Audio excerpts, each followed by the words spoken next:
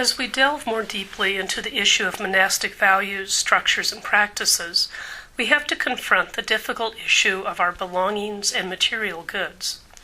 Most of us, even those who are professed monastics, struggle with how much we seem to own, how easy it is to throw things away and replace them, and how to keep our belongings from taking over our lives. I once heard a retreat leader ask, "I wonder what kind of place away is. We are always throwing things away. Away must be a very large place to accommodate all the stuff we throw there." It is true that for modern people, our attitudes toward material goods, toward our belongings, can be very cavalier. We don't think much of throwing things away. But perhaps for most of us who are people of faith, who feel strongly about justice and care for our earth, our attitudes are more complicated. After all, we live in a world in which material goods are cheap, easily accessible, and we are bombarded with messages that we cannot be happy without the right possessions. This, in turn, creates a cycle of guilt and unhappiness, as one more gadget, one more thing, does not make us happy, and we are faced with the guilt of having bought into the myth of happiness through belongings, and the quandary of the stuff that seems to breed before our very eyes. There are no answers for what seems to be the modern existential dilemma and paradox that our existence seems to be defined by things. But we can begin to look at becoming conscious of the values, structures, and practices in our lives and how they have led us into this situation. In this section, we are going to start with two key values: freedom and reverence. Now, at first, it may be difficult to see what the connection is between these values and any structures or practices related to belongings. The idea we are going to explore throughout this section is, if we structure our lives so that we have a deep respect, reverence for all material goods, and if we realize we don't truly own anything, we will come to a place of deep freedom. This reflects the attitude and values of Benedict, and the implications of how he treated material goods are incredibly far-reaching for our modern society. We will explore how these Benedictine values and structures can have a profound impact on how we live our lives. To understand this, let's begin by looking at how our society usually treats belongings. Most of us aren't used to treating the things we own or use with a whole lot of respect, much less reverence. Most things today are designed to be disposable, to be used once or twice and thrown away. It is quite easy to get rid of things, often easy and cheap to replace them. In addition, most of us are completely estranged from any sense of where our stuff comes from.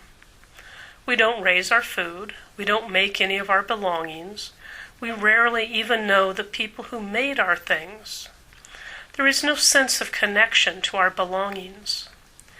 Given this reality, it is no wonder that we treat material goods with such disdain and disregard. We have little or no relationship to our belongings, and often only minimal regard for them.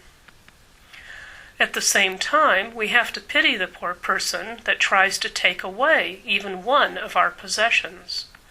We may be able to throw things away at the drop of a hat, casually buy much more than we ever need, but we will fight to the death for our right to own things.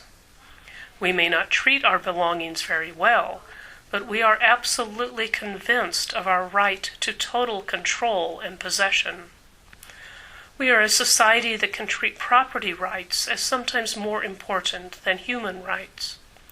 We bristle at the thought of anyone or anything interfering with the ownership of our property.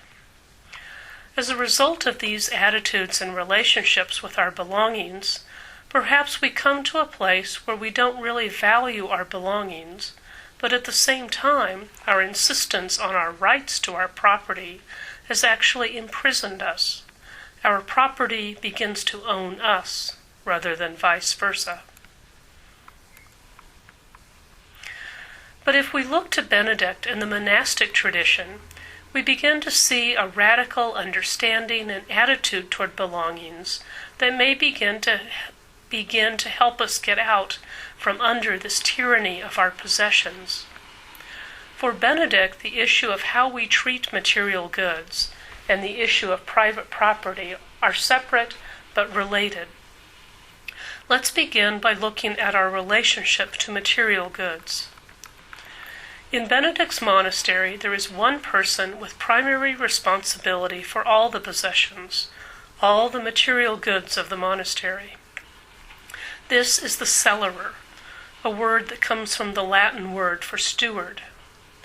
Benedict gives detailed instructions on what kind of person is supposed to hold this critical position, this person who makes sure that all the monks are given what they need to live their monastic life, and who is charged with special concern for the sick, guests, children, and the poor. According to Benedict, the cellarer is above all supposed to be humble. That's an interesting emphasis. Benedict doesn't talk about the cellarer being a savvy business manager, or even someone who is clearly organized and detail-oriented. Benedict says the cellarer is supposed to be a person who manifests a deep spiritual life and relationship with God. The person who is in charge of belongings is supposed to be someone who knows that all he has and is a gift from God. The cellarer is a humble person, grateful for all he or she has, and who knows the feeling of being loved by God. So this is the person who is the model of how to deal with belongings. The cellarer, as someone humble, grounded in relationship with God, will have no trouble understanding Benedict's famous admonition. He, the cellarer, will regard all utensils and goods of the monastery as sacred vessels of the altar. From chapter 31.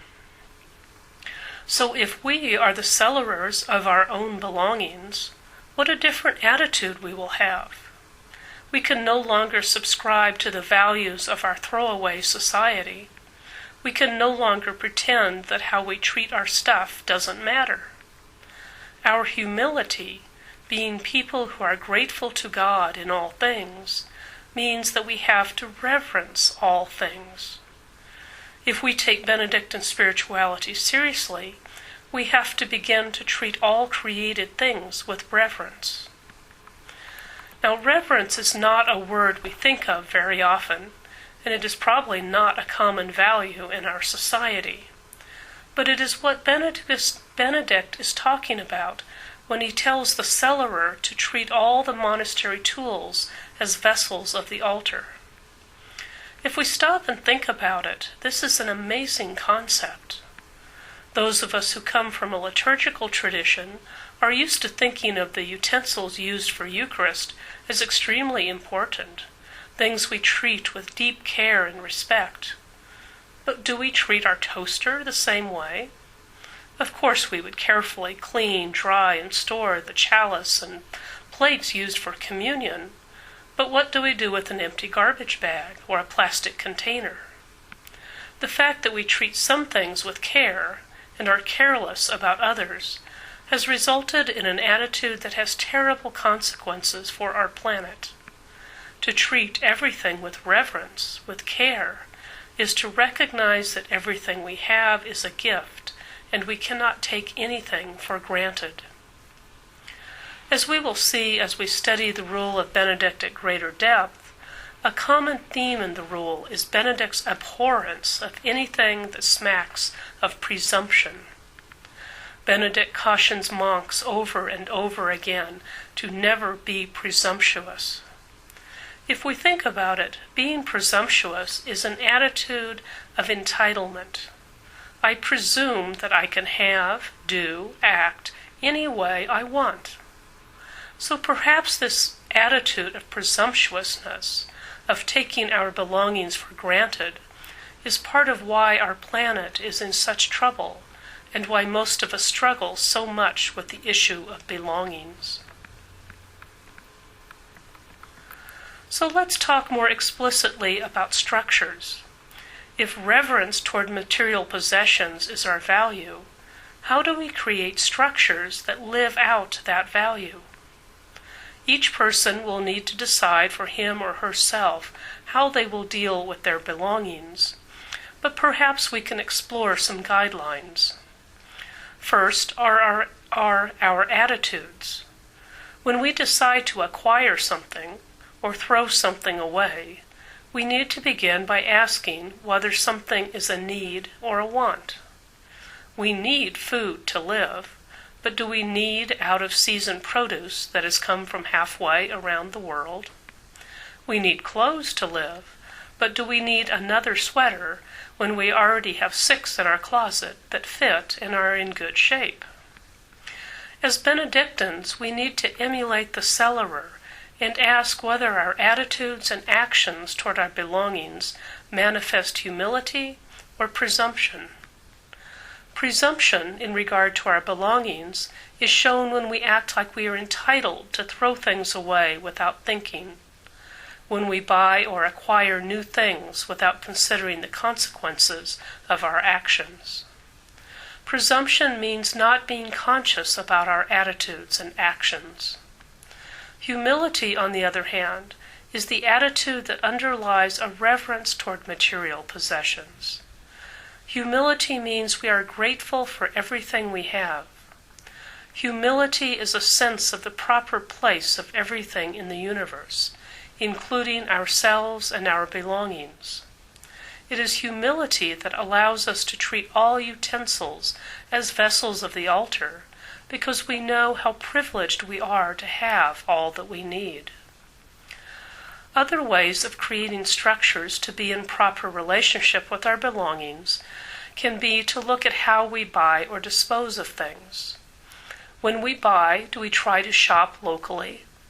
Buying the cheapest possible goods may save us some money in the short run, but in the long run we are supporting global systems that drive down wages all along the supply chain. If we seek out local products, we are supporting people we know or who live near, and we are probably helping individuals make a living rather than supporting a mega corporation.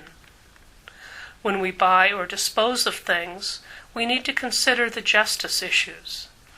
When we get rid of things, do they go to the landfill, or do usable things get donated to a local charity? When we buy, do we consider how workers are being treated, how the land was cared for, in order for us to have one more thing? Finally, let's take a look at a section of the rule that indicates how radical Benedict really is, and even if we can't follow his advice literally, we can still use his wisdom to change our lives. One of the issues that Benedict takes very seriously is private property in the monastery. In chapter 33 of the rule, he says, "Above all, this evil practice must be uprooted and removed from the monastery.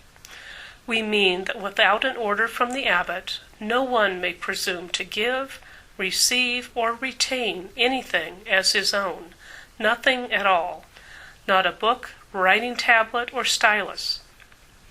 In short, not a single item, especially since monks may not have the free disposal even of their own bodies and wills." Now we need to read this very carefully.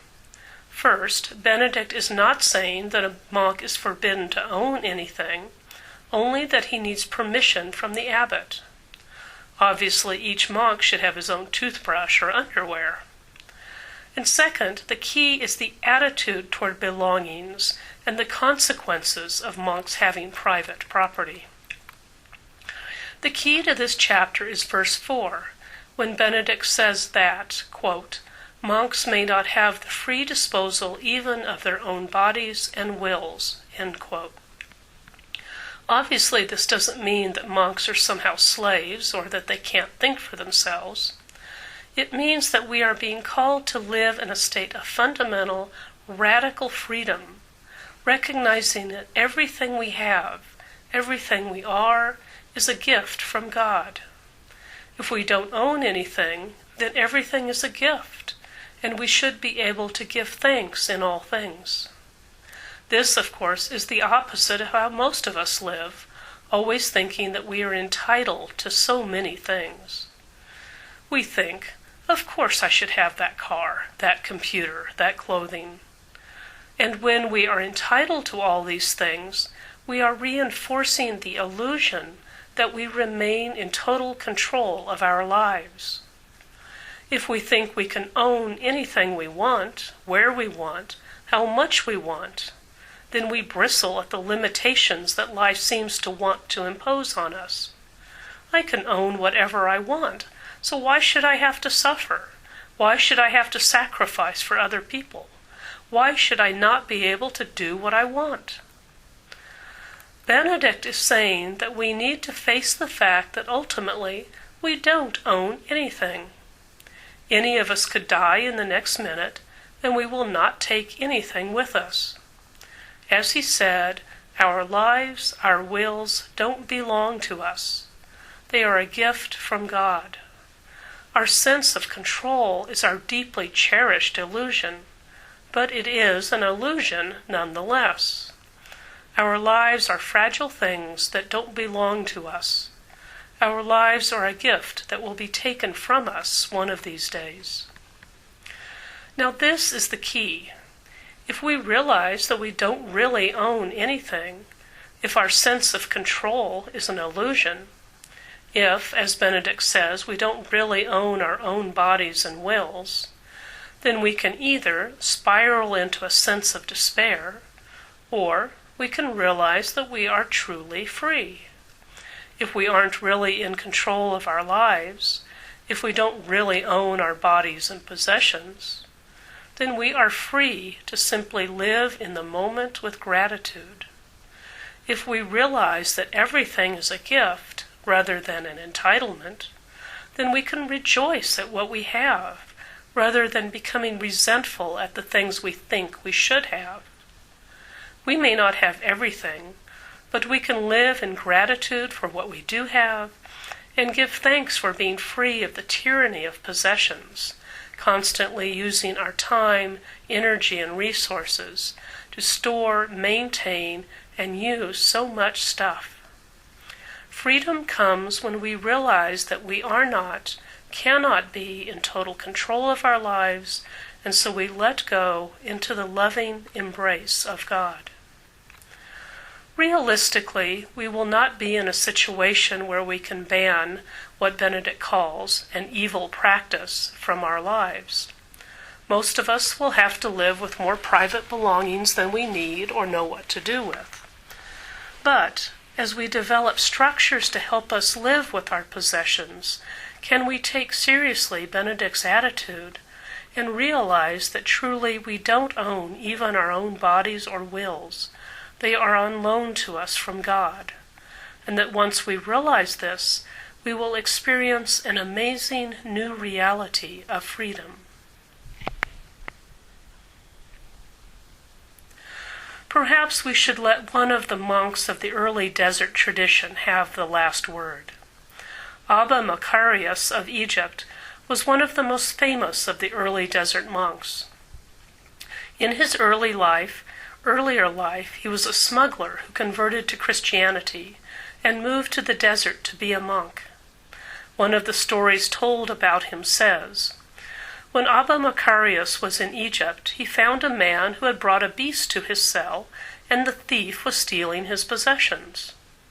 Macarius went up to the thief as though he were a traveler who did not live there, and helped him to load the beast, and led him on his way in peace, saying to himself, "We brought nothing into this world, but the Lord gave as he will, so it is done. Blessed be the Lord in all things." May we too be able to be like Macarius, able to praise God even when we have nothing.